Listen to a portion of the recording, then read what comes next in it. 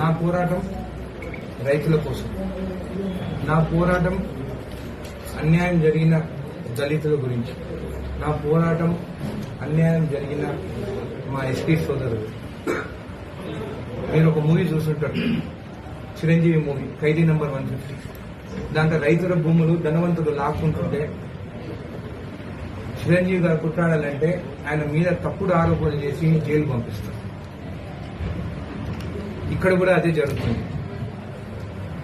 నేను కూడా మీ మీడియా వాళ్ళని ఒక్కటే కోరుకుంటున్నాను, మీ మీడియా అటెన్షన్ ఎక్కడ పోవాలో అక్కడికి వెళ్ళండి, రైతుల కోసం పోరాడండి.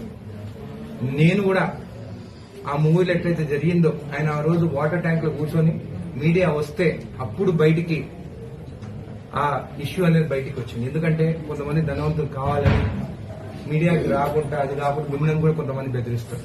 కాబట్టి ఎవరికి భయపడకుండా ఆ ఎస్టీ సోదరులకి న్యాయం జరిగేటట్టు, మీకు నాకన్నా బాగా మీకే తెలుసు అది ఎక్కడ ఏం జరుగుతున్నది. ఖచ్చితంగా మిమ్మల్ని అందరినీ ఒకటే కోరుకుంటున్నాను, వాళ్ళ కోసము, న్యాయం కోసము మీడియా వాళ్ళు వాళ్ళకి సపోర్ట్ చేయండి.